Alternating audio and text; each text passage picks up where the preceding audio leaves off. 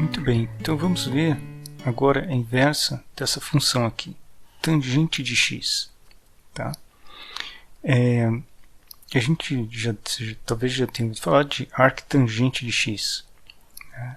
Então, o arctangente de x é a inversa. Mas vamos ver como a gente chega nela, como a gente define ela corretamente. Então, se você olhar para essa função aqui, tangente de x, você vai ver que o gráfico dela tem essas repetições aqui. Ela vem aqui, né? Depois ela repete, ela vai lá para cima, depois ela volta aqui com valores negativos, passa por zero, sobe de novo.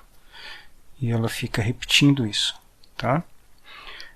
Por que ela sobe assim? Né? Porque a definição dela tem uma coisa que fica zero no denominador de vez em quando. Então isso aqui tem que tirar do domínio dela. Porque ela é seno de x sobre cosseno de x. Tá?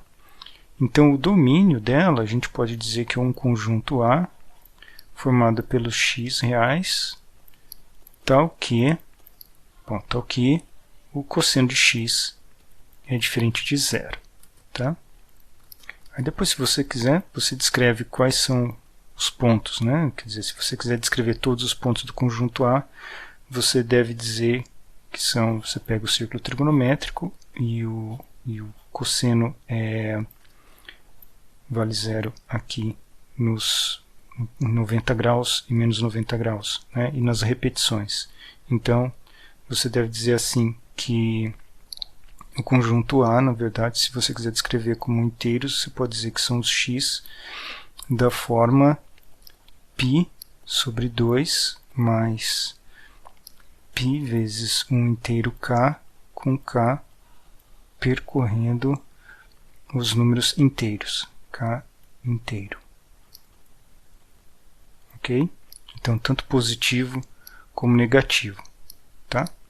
Então, essa é outra forma de descrever o conjunto A. Ok.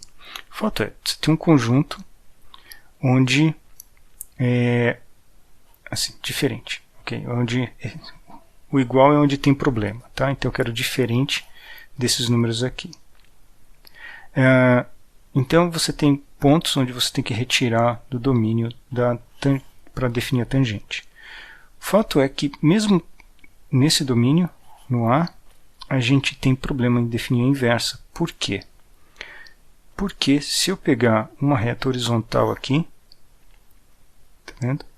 Eu corto o valor, eu corto o gráfico em mais de um ponto.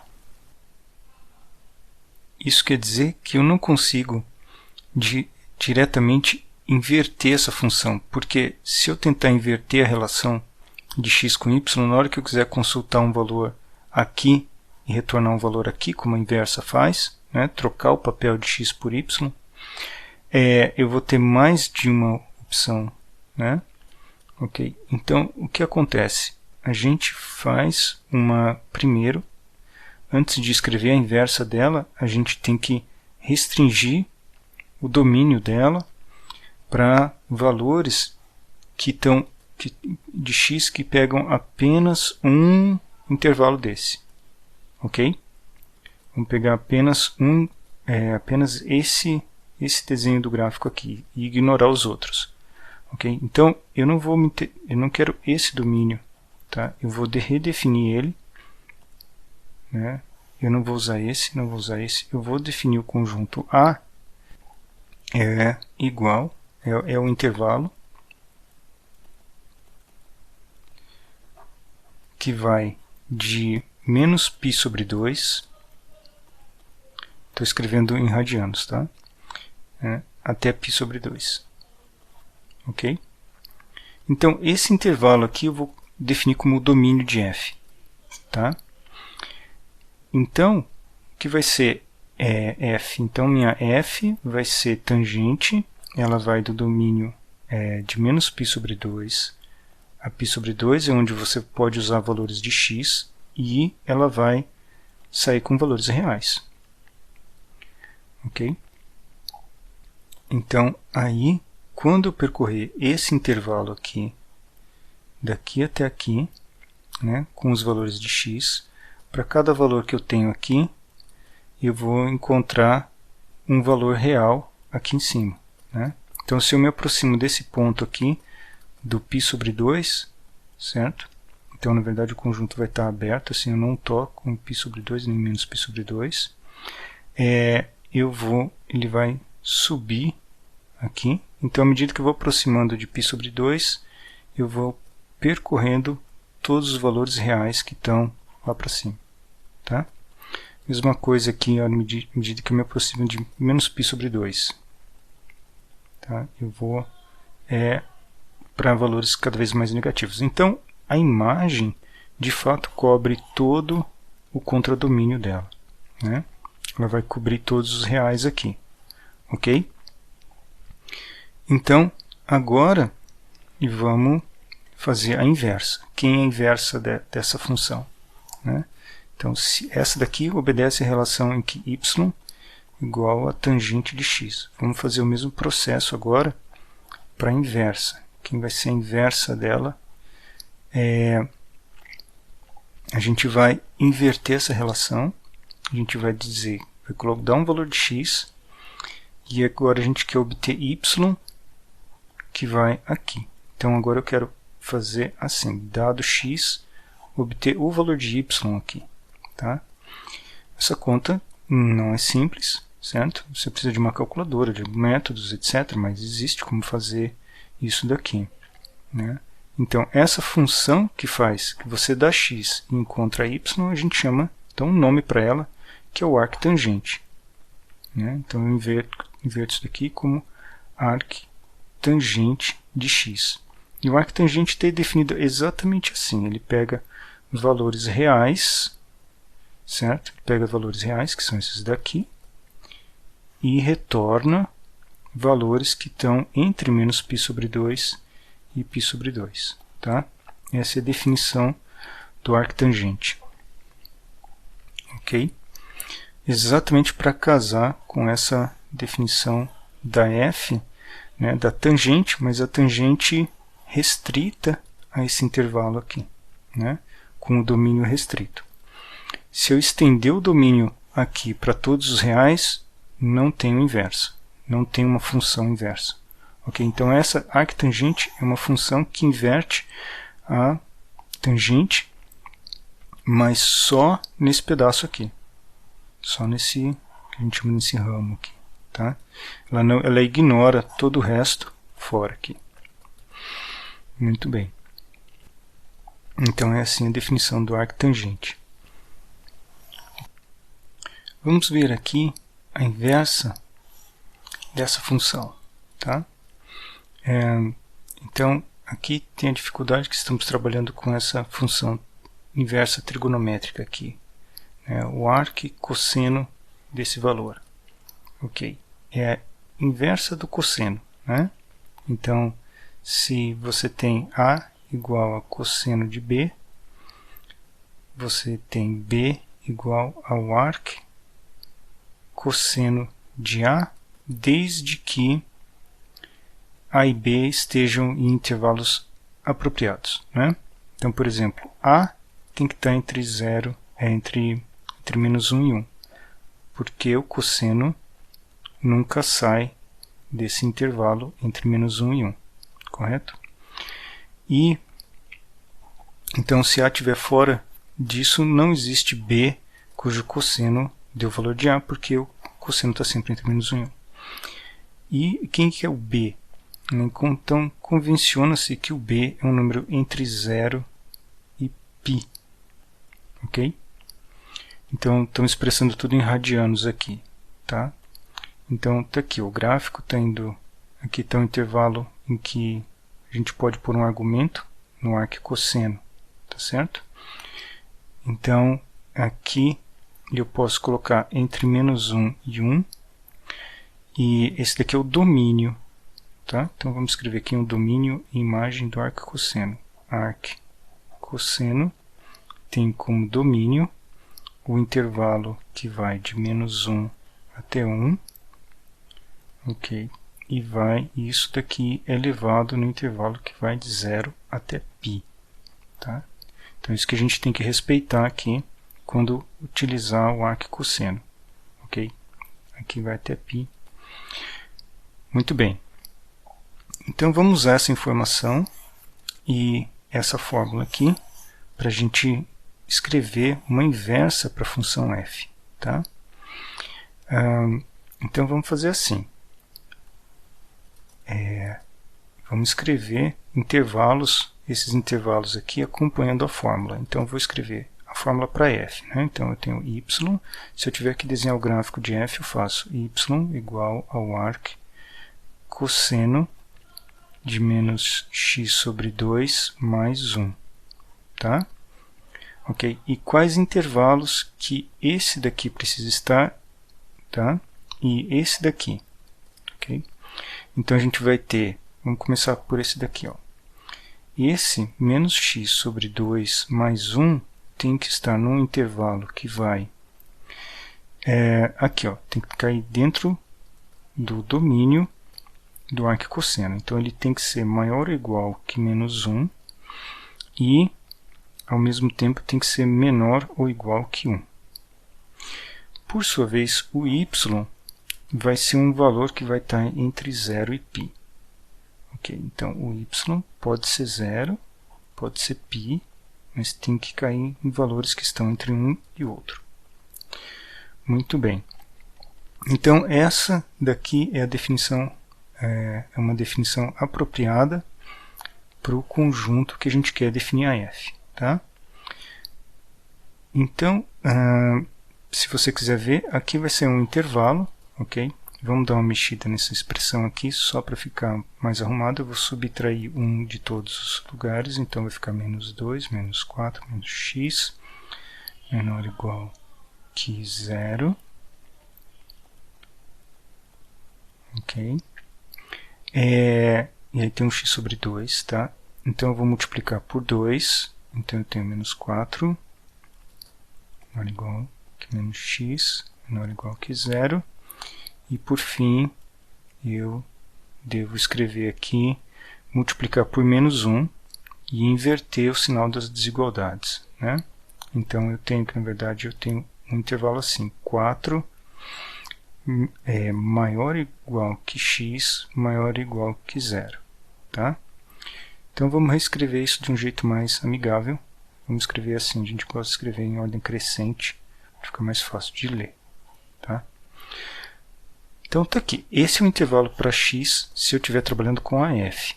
Ok? Com a f de x aqui. Tá? Vamos fazer o seguinte. Então, agora, deixa eu copiar aqui novamente o valor de y. E, novamente, eu vou trazer esse valor aqui, essa expressão para cá. Tá? Vamos começar aqui. Então, agora está tudo simplificado. Eu vou procurar quem é a f a menos 1. Quem é a inversa da f. Tá? Vamos procurar a inversa da f. Essas aqui são as informações que eu preciso para a f. Agora, para a inversa dela, eu vou fazer o seguinte. Para a inversa, eu vou, então, trocar o papel de x por y. Eu vou dar esse valor e encontrar esse daqui. Né? Encontrar esse.